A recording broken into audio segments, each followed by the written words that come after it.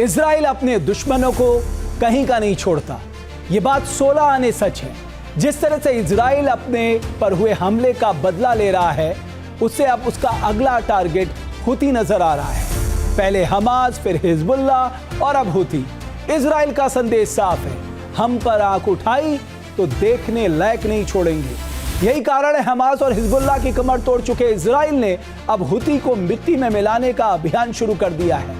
आज इसी पर है हमारा बैटल ग्राउंड।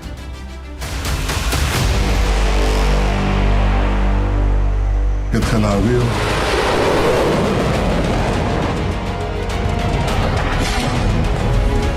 इजराइल का जलजला, एयर स्ट्राइक से यमन दहला।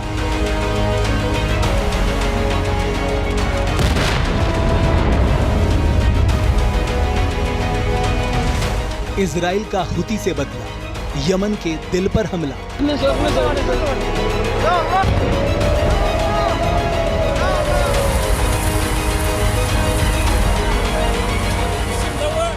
हुती के खात्मे का प्लान, सना में कोहराम।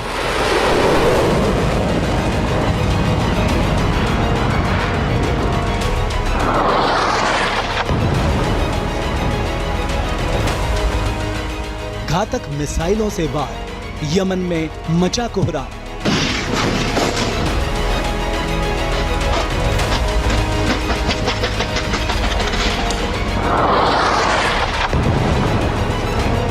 नेतन्याहू की कसम, अब जिहाद भस्म।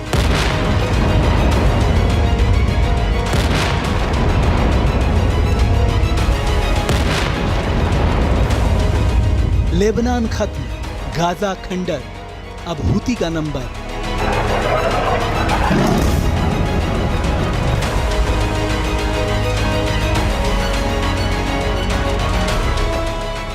नेतन्याहू का ऑपरेशन ट्रिपल एक्स।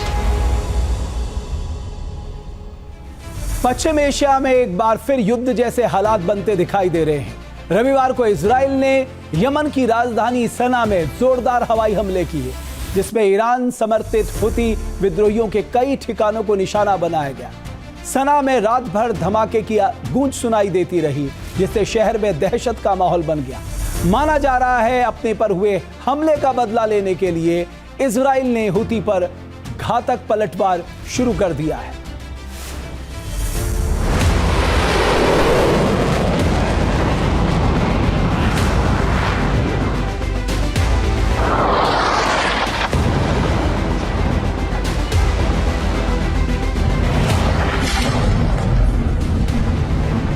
रविवार रात इजरायली हमलों से यमन की राजधानी सना दहल गई।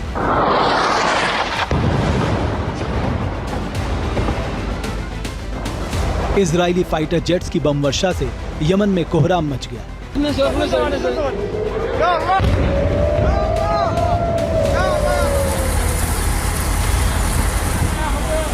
इजराइल के बारूदी प्रहार के बाद जगह जगह से आग की ऊंची ऊंची लपटें उठती दिखी।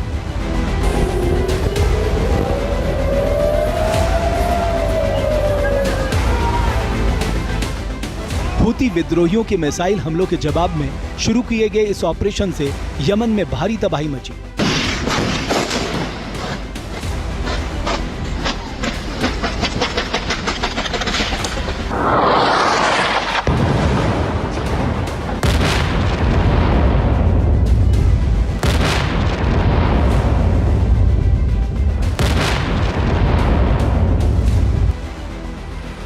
इजरायली एयरफोर्स ने अपनी सीमा से करीब 1800 किलोमीटर दूर सटीक हमले किए और यमन का एयर डिफेंस नाकाम साबित हुआ।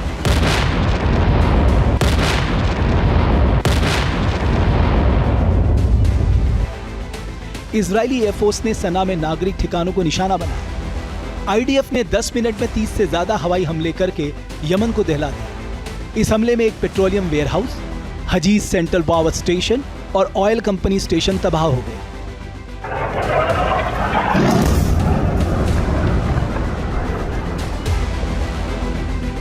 यह हमला हुती विद्रोहियों की ओर से इजराइल पर क्लस्टर बम दागे जाने के 2 दिन बाद हुआ। माना जा रहा है कि इस हमले के जरिए नेतन्याहू ने बारूदी इंतकाम पूरा कर लिया।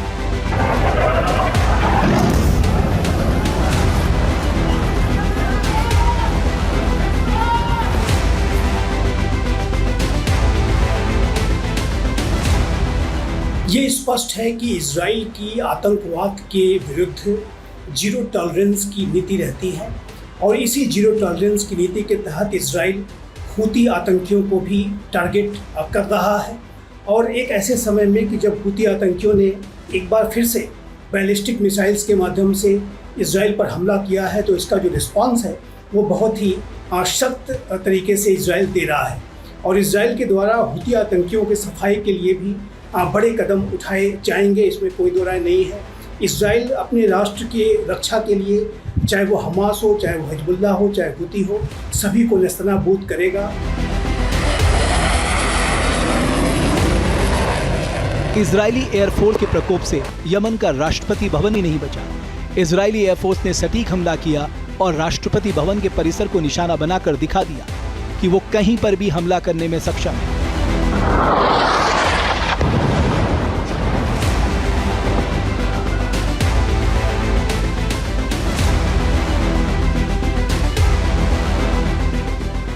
इजरायली एयरफोर्स ने यमन पर हमले से पहले की तैयारियों का वीडियो भी जारी किया।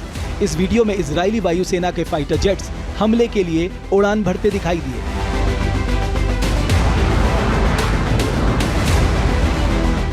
इस वीडियो में विमान के कई GBU-31 joint direct attack munition और पेव वे लेजर गाइडेड बमों से लैस करते हुए देखा जा सकता है।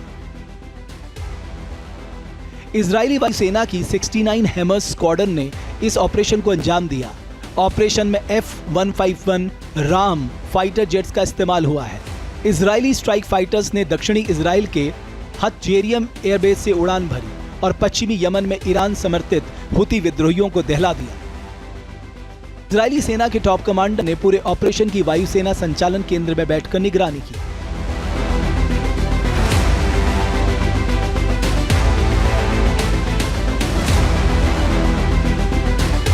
इस दौरान कमांड सेंटर में इजरायली सेना प्रमुख लेफ्टिनेंट जनरल इयाल जमीर, वायुसेना कमांडर मेजर जनरल तोमर बार, खुफिया निदेशालय के प्रमुख प्लोमी बिंदर और संचालन निदेशालय के प्रमुख इज्जिक कोहेन मौजूद थे।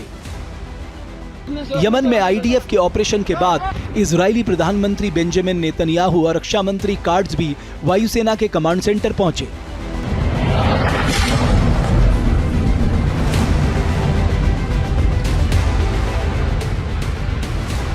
नेतन्याहू ने अपनी सेना को इस सफल ऑपरेशन की बधाई दी और हूती विद्रोहियों को कड़ी चेतावनी दी। नेतन्याहू ने कहा कि हूती को इजरायली जमीन पर हमले की भारी कीमत चुकानी पड़ेगी। हूती समझ रहा है कि उसे इजरायल के विरुद्ध अपने आक्रामक कृत्यों की बहुत भारी कीमत चुकानी पड़ेगी और वो चुका भी रहा है। जो कोई भी हम पर हमला करता है, हम उस पर हमला करते हैं। जो कोई भी हम पर हमला करने की योजना बना रहा है, हम उस पर हमला करते हैं। मुझे लगता है कि पूरा क्षेत्र इजरायल राज्य की ताकत और दृढ़ संकल्प को जान रहा है।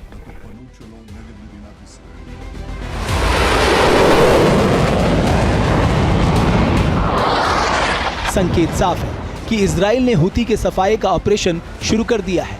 जानकारों के मुताबिक आने वाले दिनों में इजरायली सेना के हूती विद्रोहियों पर हमलों की धार और तेज हो सकती है।